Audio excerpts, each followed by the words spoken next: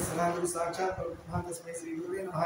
वक्रतुण्डं महाकायं सूर्यकोटिसमप्रभं निर्विघ्नं कुरु मे देवा सर्वकार्येषु सर्वदा। देवी భాగవతంలో ఇవాళ సత్యవ్రతోపాఖ్యానం. నిన్న రోజున అమ్మవారు ఒక చదువురాని వాడు బ్రాహ్మణతను ఆయన చదువు కూడా రాదు, అలాంటి వాడు ఒక పంది అరిసినందుకు ఆ అరుపుని ఇమిటేట్ చేస్తూ చేస్తూ అయిమని ఎక్కించినట్టుగా దాన్ని ఇమిటేట్ చేస్తూ చేస్తూ అమ్మవారి యొక్క కారణం మళ్ళా ఆయన జ్ఞానం కలిగిందని చెప్పుకున్నాం. అతనికి కలిగి వాడు చెప్పుకుంటున్నాం. సరే, అలా జనమేజయుడు వ్యాస మహర్షితో అడుగుతున్నారు, మహర్షి సత్యవ్రతుడని ఆ ద్విజసత్తముడు ఎవరు అంటే ఆ ద్విజుడు అని బ్రాహ్మణుడు, ఆయన ఎవరు అని అడుగుతున్నారు. జనమేజయుడు ఎవరిని? వ్యాస భగవానుడు.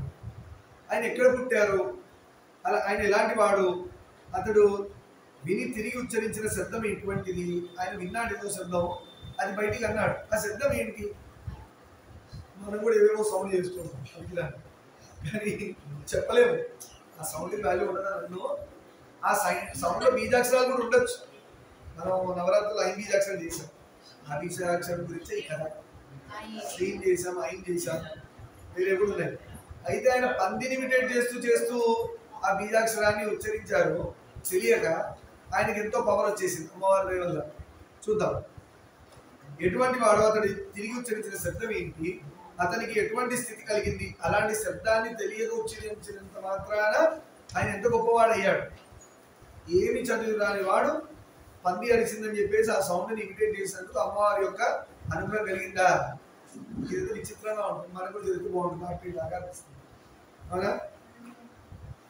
సరే, భవాని ఎలా సంతోషించింది, అమ్మవారు ఆయన పట్ల ఎలా సంతోషపడింది, మనోహరమైన ఆ కథను సవిస్తరంగా చెప్పండి. ఆ కథను చెప్పండి అని అనగా వ్యాస భగవానుడు చెప్తున్నాడు. నరేంద్ర అంటే రాజు, నరులలో ఇంద్రుడి వంటి వాడు. ఎవరు? రాజు. ఎవరైనా జనమేజయుడు. మునుల వలన వినిన ఆ పురాణ గాథను చెబుతున్నాను విని. కథ చెప్తున్నాను, జాగ్రత్తగా వినండి. ఒకప్పుడు నేను తీర్థాటన చేస్తూ ముని సేవితమైన నైమిసారణ్యానికి వెళ్ళారు. ఎవరైనా గొప్ప గొప్ప సంఘటనలు ఎక్కడ జరుగుతాయంటే నైమిసారణ్యంలో మనం కూడా వెళ్దాం తొందరలో. నైమిసారణ్యం కూడా ఒక ప్లాన్ ఉంది. ఆ అరణ్యంలో మనం కూడా తపస్సు చేసుకుందాం ఋషుల్లాగా. అలాంటి డ్రెస్సులు తీసుకెళ్దాం. మేమైతే పంచలు, మీకు ఎలాంటి డ్రెస్ ఉంటుందో చెప్తాను. అలా మంచిగా చాలా బాగుంటుంది, మీరు ఎలా చేయాలి. మళ్ళీ రుద్రాక్షలు పట్టుకెళ్దాం, కమండలాలు పట్టుకెళ్దాం, చేతిలో అలా జపమాల తీసుకెళ్ళడానికి పెట్టుకోవడానికి కావాలి కదా, మంది తీసుకుపోదాం స్టాండ్. అదే సమయంలో జమదగ్ని కూడా అక్కడికి వచ్చారు. జమదగ్ని ఎవరు? పరశురాముడి తండ్రి. పరశురాముడి నాన్న వచ్చారు అక్కడికి. జమదగ్ని వచ్చి ఏ దైవాన్ని ఆరాధిస్తే సులభంగా శీఘ్రంగా వాంఛితార్థ స్థితి కలుగుతుందో చెప్పండి అని అతడి మునులను అర్థించాడు. జమదగ్ని వచ్చి అక్కడ ఉన్న ఋషులను అడుగుతున్నాడు. అంటే జమదగ్ని ఇక్కడ ముందు జరిగిన స్టోరీ. ఏ దేవుడిని పూజిస్తే నాకు కావాల్సినవన్నీ దొరుకుతాయి అని అడిగాడండి జమదగ్ని. అప్పుడు కొడుకులు ఉన్నారు లేదో నాకు తెలియదు. జమదగ్ని చూద్దాం. అప్పుడు అందరు అన్నారంట, అక్కడ రోమసుడు అనే మహర్షి ఉన్నాడు. రోమసుడు అతనికి ఇలా అన్నాడు, జమదగ్నితో అంటున్నాడు, రోమసుడు ద్విజోత్తమ విను చెప్తున్నాడు. ఎవరెవరు చెప్తున్నారు? రోమసుడు అనే మహర్షి జమదగ్నికి చెప్తున్నాడు, పరశురాముడి తండ్రికి. శుభాన్ని ఆకాంక్షించే వారందరికీ శక్తి ఆధారణీయ. ఎవరైనా శుభం జరగాలి ఇంట్లో అంటే అమ్మవారు ఉండాలి, అమ్మవారిని పూజ చెయ్యాలి, అప్పుడే శుభం కలుగుతుంది. ఆమెయే ఆద్య ప్రకృతి పరదేవి. ఆమెనే అంత. నీకు కావాల్సిన ఇచ్చేది అమ్మే, ఎవరు లేరు. ఎవరేంటి? పురుష రూపం. అలా కూర్చొని ధ్యానం. ఈ అమ్మవారి పూజ చేసి మనకు కావాల్సిన ధర్మమైన కోరికలు తీర్చుకొని స్వామి వారిలో కలిసిపోవాలి. ప్రకృతి నుంచి పురుషుల్లోకి వెళ్ళాలి. ఇదే మన సాధన అంటారు. సకల శివంకరి బ్రహ్మేంద్రాది సకదేవతలకు ఆమెనే జనని కదా, భువనేశ్వరి దేవి. బ్రహ్మ విష్ణు మహేశ్వరులకు కూడా తల్లి ఆవిడే. సంసార వృక్షానికి మూలం. సంసారం దగ్గర నుంచి వచ్చిందంటే ఆవిడ నుంచి వచ్చింది. Roots main. మూలతో అక్కడ ఏమనుకున్నాం కదా, కరాగ్ర వస్త్ర లక్ష్మి, కర్మతి సరస్వతి, కర్మూలి స్థితి గౌరీ. ఆ మూలే గౌరీ అన్నాం కదా సంసార వృక్షానికి. ఆమె దయా సింధువు. ఆమెను స్మరించినా లేక ఆమె నామాన్ని ఉచ్చరించినా చాలు, ఏం కావాలో ఆ కోరిక తెలుస్తుంది. ఆమెను తలుచుకున్న మనసులో పెద్దగా దుర్గమ్మ వారు మన పీటర్లో అమ్మవారిని చూసి అలా తలుచుకున్నా ఏం కావాలంటే అవన్నీ. లేదా అమ్మవారి స్మరణ చేసిన భవాని, శివాని, శాంకరి, ఇలా మీరు ఏదైనా చేయండి. అమ్మ దుర్గే ధర్మమైన కోరికలు తీరుస్తుంది. వాడు చదువు రాకూడదు, వాడు ఫెయిల్ అయిపోవాలంటే ముట్టకాయ మనకు ఉంటాయి. దేవి తన బీజాక్షరాన్ని బిందురహితంగా పలికిన కరుణించే యొక్క ద్విజునకు అదీప్సిత వరం ఇచ్చిన ఐతిహ్యాన్ని ఒకటి చెప్తాను వినండి. ఒక ద్విజుడు అంటే బ్రాహ్మణుడు ఆ బీజాక్షరంలో ఉన్న బిందురహితంగా అంటే సౌండ్ ఉంటాయి కదా, బిందువు పలికే సౌండ్, ఆ సౌండ్ కూడా అన్నాడు రాదు పాపం. ఐంలో ఆ అనే సౌండ్ లేదు, అట్లా అలాంటి సౌండ్ ఏదో పలికాడు. అయినా కూడా అమ్మవారు ఆయన కరుణించింది. అదా అర్థమైందా? కోసల దేశంలో దేవదత్తుడు అనే విప్లవకుడు ఉన్నాడు. అదిగోండి స్టార్ట్. కోసల దేశం ఎక్కడ వచ్చింది? కోసల దేశం అయోధ్య. అయోధ్య అక్కడ దేవదత్తుడు అనే ఒక బ్రాహ్మడు ఉండేవాడు. ఆయనకి బిడ్డలు లేరు. అందుకోసం ఆయన ఏం చేశాడు? తమసా తీరాన, తమసా నది ఉంది కదా, రామాయణ స్టార్ట్, అతడు యథావిధిగా పుత్రేష్టిని సంకల్పించాడు. పుత్రకామేశ యాగం చేశాడు కదా, కొడుకుల కోసం యాగం చేద్దాం అనుకున్నాడు. అందుకోసము సహోత్రుడు అనేవాడి బ్రహ్మగాంటి ఆ హోమం చేసేవాడిగా యజ్ఞవల్క్య మహారముని, బృహస్పతి దేవతల గురువు, గోపిలుడు, పైలుడు వీళ్ళందరూ వచ్చారు. ఎలా? ఆ హోమం చేసే ఋత్వికులుగా, హోమం చేయడానికి వస్తారు కదా ఋషులు, అలా వచ్చారు.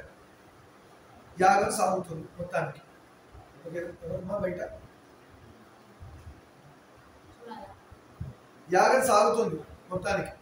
సామవేదంలో విస్తృతుడనే ఉద్గాత గోవిలుడు సప్తస్వర సమన్వితము స్వలితోపేతము అగు నిరంతరం గానం చేస్తున్నాడు. దీనిలో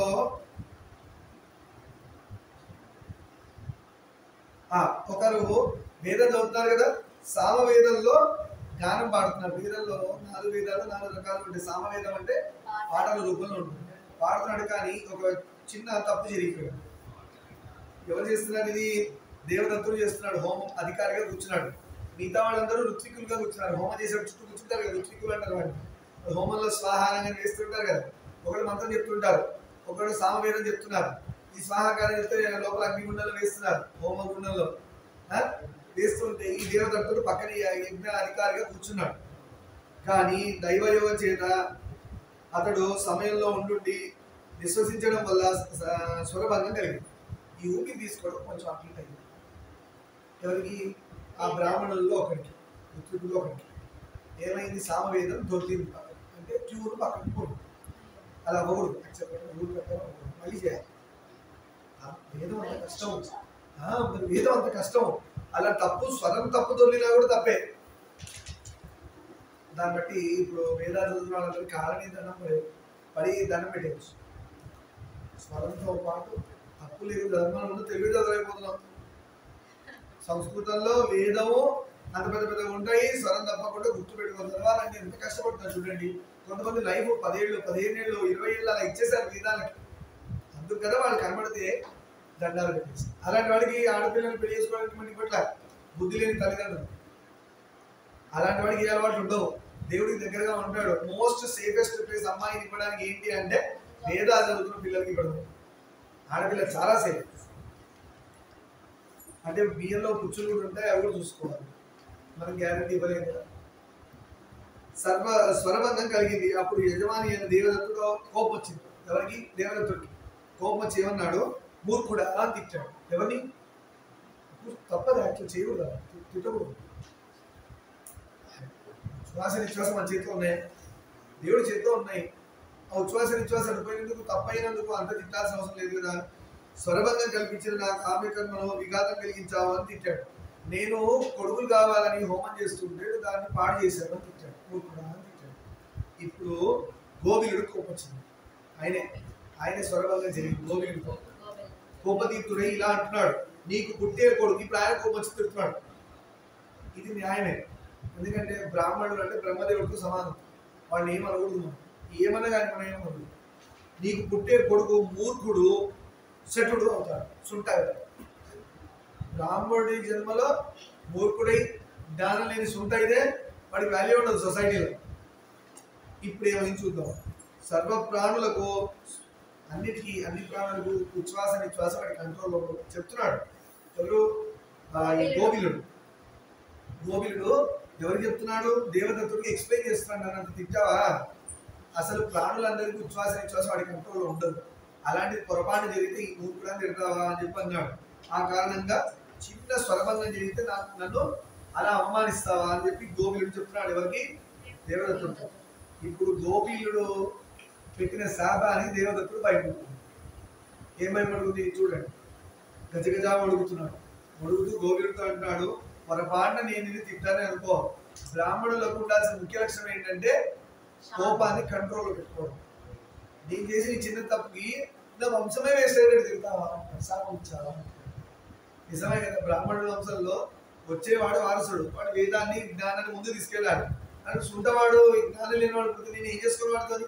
మరి ఇంత దానమైన శాపం పెడతావా అని అడుగుతున్నాడు. మూర్ఖుడైన పుత్రుడిని తీసుకొని నేనేం చేసుకోను? వాడి వల్ల ఏం లాభం? అందులో బ్రాహ్మణుడే ఉండి మూర్ఖుడైతే అందరూ తిడతారు. అలాంటి వాడు మూర్ఖుడైన బ్రాహ్మణుడు పూజారుడు కాదు. బ్రాహ్మణుడు మూర్ఖుడైతే పూజకు పనికిరాడు. ఎవరైనా దానం ఇస్తే తీసుకోవడానికి పనికిరాడు. ఏ పనికి పనికిరాడు. దేవత కర్మకి దైవ కర్మకి పనికిరాడు.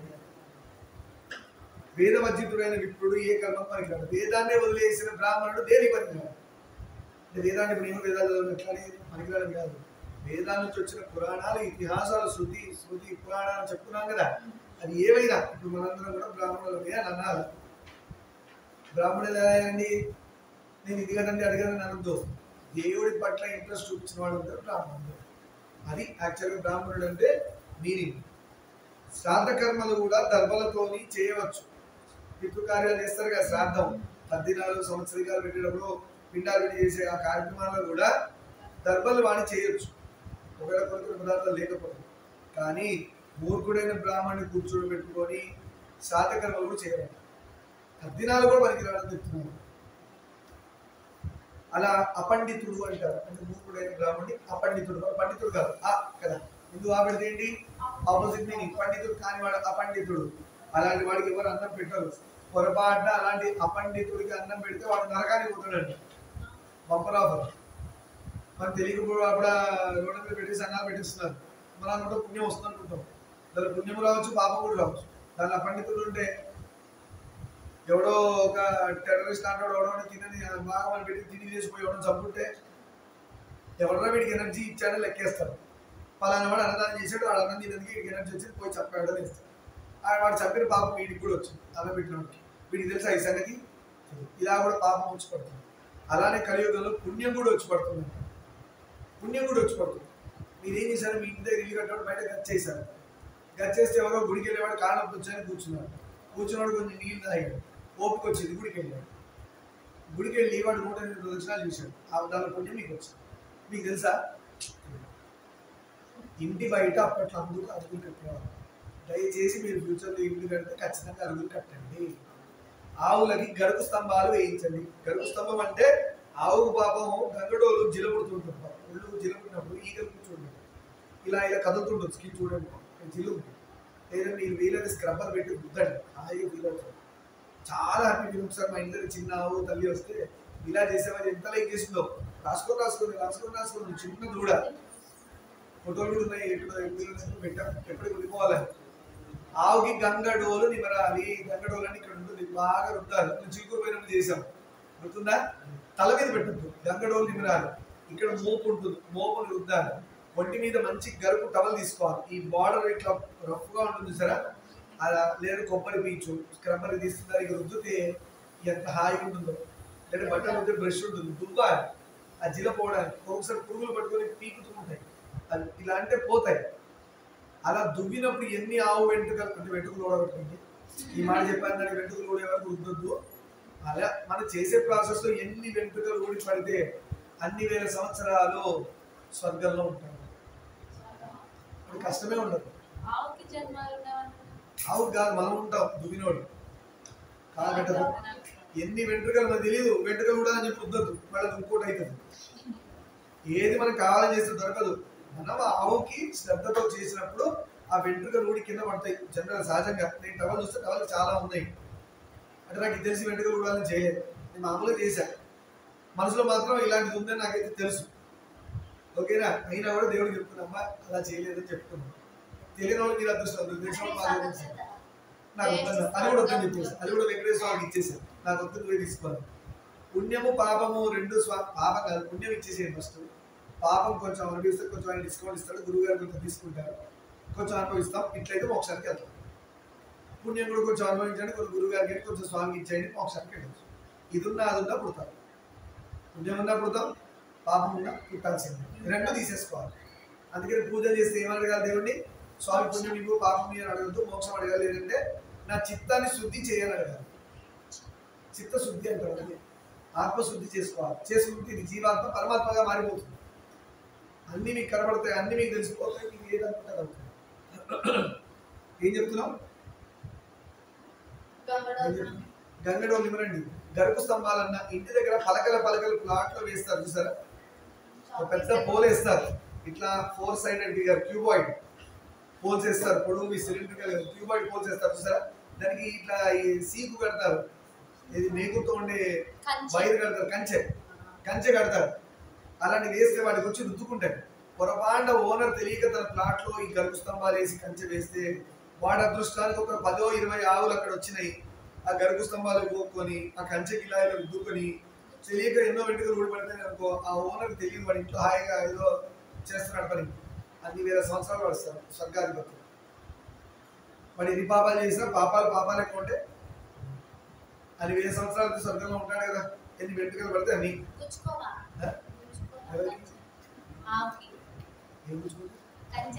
కంచెలు కూర్చుంటుంది. నువ్వు తలతో దువ్వుకుంటుంటే పిచ్చుకలు అనుకుంటాయి, శుభశ్రీ తలతో దువ్వుకుంటుంటే దువ్వెంతో గుచ్చుకొని దువ్వెన లోపలికి వెళ్ళిపోతున్నాడు, వెళ్తుందా? అంతేదా? మన శరీరం అందాన్ని తగ్గట్టు దువ్వెన, దాని శరీరం అందాన్ని తగ్గట్టు కంచె